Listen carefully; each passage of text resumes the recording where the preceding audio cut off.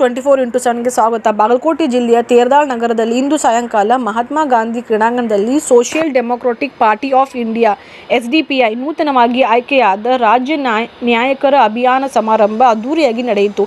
ಈ ಸಮಾರಂಭದ ಮುಖ್ಯ ಅತಿಥಿಗಳಾಗಿ ಪಕ್ಷದ ರಾಜ್ಯ ಪ್ರಧಾನ ಕಾರ್ಯದರ್ಶಿಯಾಗಿ ನೂತನ ಆಯ್ಕೆಗೊಂಡ ಅಫೆಸರ್ ಕೊಡ್ಲಿಪೇಟೆರವರು ಆಗಮಿಸಿದರು ಮತ್ತು ಇನ್ನೋರ್ವ ರಾಜ್ಯ ಪ್ರಧಾನ ಕಾರ್ಯದರ್ಶಿಯಾದ BR ಭಾಸ್ಕರ್ ಪ್ರಸಾದ್ ಮತ್ತು ರಾಜ್ಯ ಉಪಾಧ್ಯಕ್ಷರಾದ ಅಬ್ದುಲ್ ಹನುಮಾನ್ ಮತ್ತು ರಾಜ್ಯ ಕಾರ್ಯದರ್ಶಿಯಾದ ರಂಜನಾ ಕಡಿವಾಳೆ, ರಾಜ್ಯ ಪ್ರಧಾನ ಕಾರ್ಯದರ್ಶಿ ನರಸಿನ್ ಬೆಳ್ಳಾರಿ ಇವರೆಲ್ಲರೂ ವೇದಿಕೆ ಮೇಲೆ ಉಪಸ್ಥಿತರಿದ್ದರು.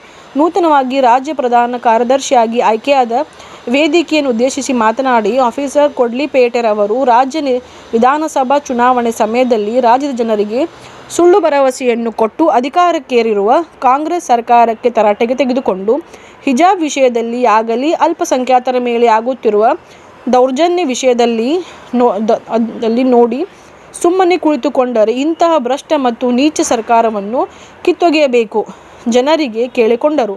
ನಂತರ BR ಭಾಸ್ಕರ್ ಪ್ರಸಾದ್ ರವರು ಮಾತನಾಡಿ ಅವರು ಬಿಜೆಪಿ ಪಕ್ಷದ ಶಾಸಕರು ವಕ್ಫ್ ಬೋರ್ಡ್ ವಿಷಯದಲ್ಲಿ ಏನೆಲ್ಲ ಮಾತನಾಡುತ್ತಿದ್ದರೂ ಸರ್ಕಾರ ಕಣ್ಣು ಮುಚ್ಚಿ ಜ್ಞಾನ ಕುರುಡರಂತೆ ವರ್ತಿಸುತ್ತಿದೆ. ಮುಸ್ಲಿಂ ಸಮಾಜದಿಂದ 10 ಜನ ಶಾಸಕರಿದ್ದರೂ ಯಾವೊಬ್ಬ ಗಂಡೆದೆಯ ಶಾಸಕನೂ ಕೂಡ ಇದರ ಬಗ್ಗೆ ಧ್ವನಿ ಎತ್ತುತ್ತಿಲ್ಲ ಎಂದು ಹೇಳಿದರು. ಈ ಸಮಯದಲ್ಲಿ ವೇದಿಕೆಯ ಮೇಲೆ ಬಾಗಲಕೋಟೆ ಜಿಲ್ಲೆಯ ಸದಸ್ಯರಾದ ಮೈನುದ್ದೀನ್ ಮೋಮಿನ್, ನಗರ ಘಟಕ ಅಧ್ಯಕ್ಷರಾದ ಅಮ್ಜದ್ ಇನಾಮದಾರ್ ತೇರದಾಳ್, ನಗರ ಘಟಕದ ಕಾರ್ಯದರ್ಶಿಯಾದ ಆಶಿಫ್ ಸಂಗ್ರತಸ್ತ್, ತೇರದಾಳ್ ಮತಕ್ಷೇತ್ರದ ಅಧ್ಯಕ್ಷ ಹುಸೇನ್ ಜಮಾದಾರ್, ತೇರದಾಳ್ ಮತಕ್ಷೇತ್ರದ ಕೋಶಾಧಿಕಾರಿಯಾದ ಅಕ್ರಮ್ ಜಮಾದಾರ್ ಇವರೆಲ್ಲರೂ ಉಪಸ್ಥಿತರಿದ್ದರು. Bureau report, Iqra news, Terdal.